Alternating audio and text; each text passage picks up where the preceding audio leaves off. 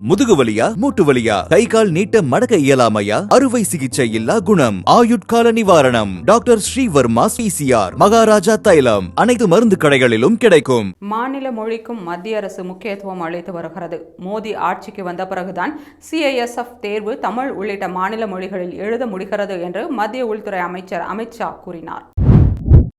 பிரதமர் நரேந்திர மோடி ஏப்ரல் 5ஆம் தேதி கொழும்பு செல்ல இருப்பதாக வெளியுறவுத்துறை தெரிவித்துள்ளது. அதற்கு முன்பு இலங்கை அரசுடன் இந்தியா பேச்சுவார்த்தை நடத்தி மீனவர் சிக்கலுக்கு தீர்வு காண வேண்டும் என்று பாமக நிறுவனர் ராமதாஸ் வலியுறுத்தல். திமுக எந்த மொழிக்கும் எதிரி அல்ல, வலுக்கட்டாயமாக திணிக்கப்படும் மொழிகளை மட்டுமே எதிர்க்கும் என்பதை நடைமுறை யதார்த்தத்துடன் கடைபிடித்து வருகிறோம் என திமுக தொண்டர்களுக்கு எழுதியுள்ள கடிதத்தில் முதல்வர் ஸ்டாலின் கூறியுள்ளார். மகளிருக்கு சட்டத்தில் வழங்கப்பட்டுள்ள உரிமைகளை முழுமையாக பெறுகிற வகையில் நல்ல சூழலை உருவாக்க வேண்டும் என்பதே சர்வதேச மகளிர் தினத்தின் நோக்கம் என்று தமிழக காங்கிரஸ் தலைவர் செல்வ பெருந்தகை தெரிவித்துள்ளார். புதுச்சேரி துணைநிலை ஆளுநர் கைலாஷ்நாதன் தனி அரசாங்கம் நடத்தி முதல்வர் ரங்கசாமிக்கு தெரியாமல் உத்தரவிடுவது ஜனநாயகத்திற்கு எதிரானது என்று புதுச்சேரி முன்னாள் முதல்வர் நாராயணசாமி குற்றம் சாட்டியுள்ளார். பாம்பன் பகுதி மீனவர்கள் 14 பேர் இலங்கை கடற்படையினரால் கைது செய்யப்பட்ட விவகாரத்திற்கு மதிமுக பொதுச் செயலாளர் வைகோ கண்டனம். தமிழகத்தில் அனைத்து காய்கறிகளுக்கும் விலை நிர்ணயிக்கும் திமுகவின் வாக்குறுதி என்னவானது என பாமக தலைவர் அன்புமணி ராமதாஸ் கேள்வி. இளநிலை மருத்துவ படிப்புகளுக்கான நீட் நுழைவுத் தேர்வு விண்ணப்பங்களில் மார்ச் 9 முதல் திருத்தம் செய்யலாம் என்று தேசிய தேர்வு முகமை அறிவித்துள்ளது. பிரயாக்ராஜின் மகா கும்பமேளாவில் ஒரு படகோட்டி குடும்பம் 30 கோடி ரூபாய் ஈட்டியதாக முதல்வர் யோகி ஆதித்யநாத் பாராட்டியிருந்தார். இந்த படகோட்டியின் லாபம் குறித்து சமாஜ்வாதி கட்சியின் தலைவர் அகிலேஷ் யாதவ் விசாரணை செய்ய வலியுறுத்தல். செங்கல்பட்டு மாவட்டம் வல்லிபுரம் ஈசூர் இடையே பாலாற்றின் குறுக்கே அமைந்துள்ள தரைப்பாலம் வெள்ளத்தால் சேதமடைந்துள்ளது. அங்கு கோடைக்காலம் நிறைவடைவதற்குள் உயர்மட்ட மேம்பாலம் அமைக்க கிராம மக்கள் கோரிக்கை.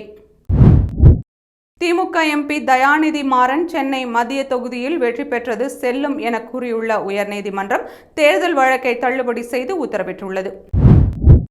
நாம் தமிழர் கட்சி தலைமை ஒருங்கிணைப்பாளர் சீமான் வீட்டு பணியாளர் பாதுகாவலர் மீது ஆயுத தடுப்பு சட்டத்தின் கீழ் வழக்கு பதிவு செய்யப்பட்டு கைது செய்யப்பட்டனர்.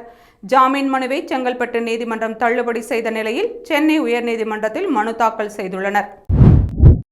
உத்தரப்பிரதேசத்தின் அலிகர் முஸ்லிம் பல்கலைக்கழகத்தில் ஹிந்து மாணவர்கள் ஹோலி கொண்டாடிட அனுமதிக்கப்படவில்லை என புகார் எழுந்துள்ளது. இந்த விவகாரத்தில் ஹிந்து அமைப்பினர் விடுத்த எச்சரிக்கையால் பல்கலைக்கழகத்தில் பதற்றமான சூழல் உருவாகியுள்ளது. மத்திய அரசின் திட்டங்களை காப்பி அடிப்பதே முதல்வர் ஸ்டாலினின் வேலை என மத்திய இணையமைச்சர் எல் முருகன் விமர்சித்துள்ளார். காஞ்சிபுரம் மாவட்டம் தொடக்கநிலை இடையீட்டு சேவை மையம் கடந்த 2 ஆண்டுகளுக்கு முன் தொடங்கப்பட்டன. 2 ஆண்டுகளாகியும் முழுமையான செயல்பாட்டுக்கு வராததால் சிகிச்சைக்கு வரும் குழந்தைகள் சிரமத்திற்கு ஆளாகின்றனர்.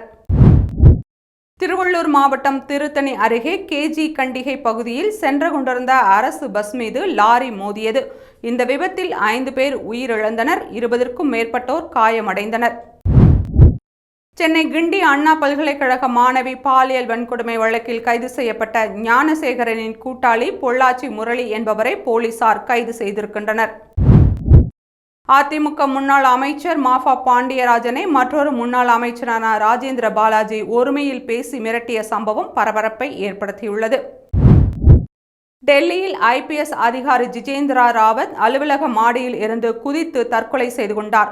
ஜிதேந்திரா ராவத் தற்கொலை குறித்து டெல்லி போலீசார் விசாரணை நடத்தி வருகின்றனர். தமிழக சட்டசபையில் நிறைவேற்றப்பட்ட 2 சட்ட மசோதாக்களுக்கும் கவர்னர் RN ரவி ஒப்புதல் அளித்துள்ளார். பிரபல நிறுவனமான L&Tயில் பணியாற்றும் பெண்களுக்கு ஒரு நாள் மாதவிடாய் விடுமுறை வழங்கப்படும் என்று அந்நிறுவனத்தின் தலைவர் சுப்பிரமணியன் அறிவித்துள்ளார். சென்னை எழும்பூர் CMT வளாகத்தில் உள்ள டாஸ்மாக் தலைமை அலுவலகத்தில் 2வது நாளாக அமலாக்கத்துறை அதிகாரிகள் சோதனை தொடர்ந்தனர். பாடகி கல்பனா தன்னை குறித்து வெளியாகும் வதந்தியை நம்ப வேண்டாம் என 2 நிமிட வீடியோ பதிவு மூலம் அவர் கூறியுள்ளார். மெக்சிகோ, கனடா நாடுகளில் இருந்து இறக்குமதியாகும் பொருட்களுக்கு 25% வரி விதிக்கும் நடவடிக்கையை ஏப்ரல் 2 வரை அமெரிக்க அதிபர் ட்ரம்ப் ஒத்திவைத்துள்ளார். இதனையடுத்து கனடாவும் அமெரிக்காவுக்கு வரி விதிக்கும் முடிவை நிறுத்தி வைத்துள்ளது. சென்னையில் தாவேகா சார்பில் நடந்த இஃப்தார் விருந்தில் தலையில் வெள்ளை நிற குல்லா அணிந்து வெள்ளை லுங்கி வெள்ளை சட்டையுடன் விஜய் பங்கேற்பு.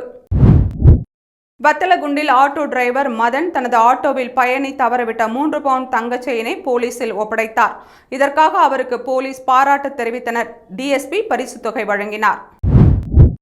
தூத்துக்குடி கருங்குளம் பகுதியில் செயல்படும் கல் குவாரிகள் விவசாய நிலங்களை பாதிக்கிறது என பொதுமக்கள் மற்றும் விவசாயிகள் புகார் அளித்தனர். நடவடிக்கை எடுக்கவில்லை என்றால் போராட்டம் நடத்துவோம் என புதிய தமிழகம் கட்சியினர் எச்சரித்துள்ளனர். தமிழகத்தில் வருகிற 11ஆம் தேதி 6 மாவட்டங்களில் கனமழைக்கு வாய்ப்பு உள்ளதாக சென்னை வானிலை ஆய்வு மையம் தெரிவித்துள்ளது. ஆனைமலை புலிகள் சரணாலயம் வழியாக புதிய சாலை அமைக்கும் பணிகள் உடனடியாக நிறுத்தப்படும் என தமிழக அரசு சென்னை உயர்நீதிமன்றத்தில் உத்தரவாதம். தர்மபுரி மாவட்டம் அரசு கேபிள் உள்ளூர் தனியார் டிவி சேனலில் ஆபாச படம் ஒளிபரப்பானதால் அந்த சேனலை பார்த்தவர்கள் அதிர்ச்சி அடைந்தனர். தென்காசி மாவட்டம் சாம்பவர் வடகரை பகுதியில் நில ஆக்கிரமிப்பு பிரச்சினை தொடர்பாக கிராம பஞ்சாயத்தில் 8 குடும்பங்களைச் சேர்ந்த 30 பேர் ஊரை விட்டு தள்ளி வைத்த விவகாரத்தில் தென்காசி மாவட்ட கலெக்டருக்கு தேசிய மனித உரிமை ஆணையம் நோட்டீஸ் அனுப்பியுள்ளது. கடந்த ஆண்டு பிப்ரவரி மாதத்தில் 20.46 லட்சம் வாகனங்கள் விற்பனையான நிலையில் இந்த பிப்ரவரியில் 18.99 லட்சம் வாகனங்கள் மட்டுமே விற்பனை செய்யப்பட்டுள்ளன. மேலும் கடந்த மாத வாகன விற்பனை 7.19% குறைந்து பெரும் வீழ்ச்சியை சந்தித்துள்ளதாக இந்திய வாகன முகவர்கள் சங்கங்களின் கூட்டமைப்பு தெரிவித்துள்ளது. உத்தரப்பிரதேச மாநிலம் பிரயாக்ராஜ் நகரில் ஜனவரி 13ஆம் தேதி தொடங்கி 45 நாட்கள் நடைபெற்ற மகா கும்பமேளாவில் சுமார் 55 லட்சம் வெளிநாட்டு சுற்றுலா பயணிகள் பங்கேற்று புனித நீராடியுள்ளனர். தமிழகத்தில் பொது இடங்களில் உள்ள கொடி கம்பங்களை அகற்ற வேண்டும் என்ற தனி நீதிபதியின் உத்தரவுக்கு தடை கோரிய மனுவை தள்ளுபடி செய்து உயர்நீதிமன்ற மதுரை கிளை உத்தரவிட்டது. தருமபுரி பெண்ணாகரம் அருகே கோடுகாய் கிணறு சதகத்தில் உடல் சிதைக்கப்பட்ட நிலையில் யானை ஒன்று மர்மமான முறையில் உயிரிழந்தது. சம்பவம் குறித்து வனவர் சக்திவேல் மற்றும் ஏமனூர் பகுதியில் பணியாற்றிய வனக்காப்பாளர் தாமோதரன் ஆகிய இருவரும் பணி நீக்கம் செய்யப்பட்டுள்ளனர். தூத்துக்குடியில் இலங்கைக்கு கடத்த முயன்ற 30 லட்சம் ரூபாய் மதிப்பிலான 800 கிலோ கடல் அட்டைகளை கடலோர காவல் படையினர் பறிமுதல் செய்தனர். கடத்தலுக்கு பயன்படுத்திய வாகனத்தை பறிமுதல் செய்து இருவர் கைது செய்யப்பட்டனர். அமெரிக்க அதிபர் டொனால்ட் ட்ரம்ப் சர்வதேச விண்வெளி நிலையத்தில் சிக்கியுள்ள நாசா விண்வெளி வீரர்களான சுனிதா வில்லியம்ஸ் மற்றும் பட் வில்மோர் ஆகியோருக்கு நாங்கள் உங்களை மீட்க வருகிறோம் என்று உறுதியளித்துள்ளார். இஸ்ரேலில் காணாமல் போன 10 இந்திய தொழிலாளர்கள் மேற்கு கரை பகுதியிலிருந்து இஸ்ரேல் அதிகாரிகளால் மீட்கப்பட்டுள்ளதாக இந்திய தூதரகம் தெரிவித்துள்ளது. மேட்டூர் அருகே கருமலை கூடலில் செயல்படும் ரசாயன தொழிற்சாலையில் தீ விபத்து. தீயணைப்பு துறையினர் தீயை கட்டுப்படுத்தினர். தீ விபத்தில் காயமடைந்த தொழிலாளர்கள் சேலம் அரசு மருத்துவமனையில் அனுமதிக்கப்பட்டுள்ளனர்.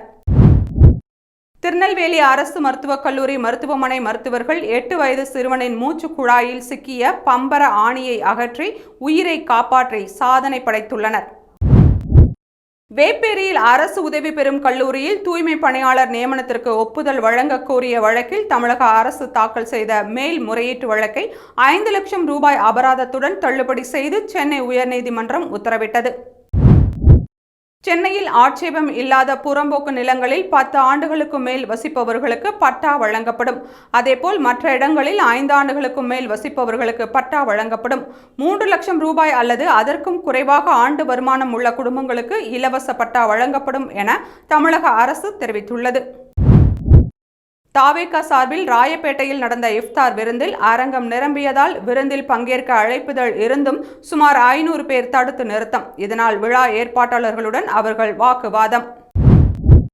டாஸ்மாக் மற்றும் மதுபான ஆலைகள் மூலம் சட்டவிரோதமாக பணம் சம்பாதித்து அதன் மூலம் முதல்வர் பிறந்த நாளுக்கு இலவச பொருட்களை திமுக அமைச்சர் செந்தில் பாலாஜி கொடுத்துள்ளார். இதற்கெல்லாம் பணம் எங்கிருந்து வருகிறது? இதை அமலாக்கத்துறை சோதனை செய்ததில் என்ன தவறு என தமிழக பாஜக தலைவர் அண்ணாமலை கேள்வி. முதுமலையில் 2 புலிகள் உயிரிழப்பை அடுத்து அப்பகுதியில் கண்காணிப்பு கேமரா பொருத்தி வனத்துறையினர் கண்காணித்து வருகின்றனர். பொதுமக்களின் பாதுகாப்பான பயணத்தை உறுதி செய்திட சென்னை, காஞ்சிபுரம், திருவள்ளூர் மாவட்டங்களில் இயக்கப்படும் சுமார் 89,641 ஆட்டோக்களுக்கு QR கோட் அடிப்படையிலான அவசரகால பதில் அழைப்பை முதல்வர் ஸ்டாலின் தொடங்கி வைத்தார். சென்னை அரிமாபுரத்தைச் சேர்ந்த 72 வயதான மூதாட்டியை டிஜிட்டல் கைது முறையில் மிரட்டி 4.67 கோடி ரூபாய் பணம் பறித்த வழக்கில் 15 பேரை சென்னை சைபர் கிரைம் போலீசார் கைது செய்துள்ளனர். வைகை விரைவு ரயிலின் கிச்சன் கேபினில் ஏற்பட்ட திடீர் புகை காரணமாக உளுந்தூர்பேட்டை ரயில் நிலையத்தில் வைகை விரைவு ரயில் நிறுத்தப்பட்டது. பின்னர் தீ எதுவும் பரவவில்லை என்று உறுதி செய்த பிறகு அங்கிருந்து புறப்பட்டது. திண்டுக்கல் சந்தைப்பேட்டை ரோடு மாநகராட்சி நடுநிலைப் பள்ளியில் 4ஆம் வகுப்பு கட்டிடத்தின் கூரை பெயர்ந்து விழுந்து 7 மாணவர்கள் காயமடைந்து திண்டுக்கல் அரசு மருத்துவமனையில் அனுமதிக்கப்பட்டனர்.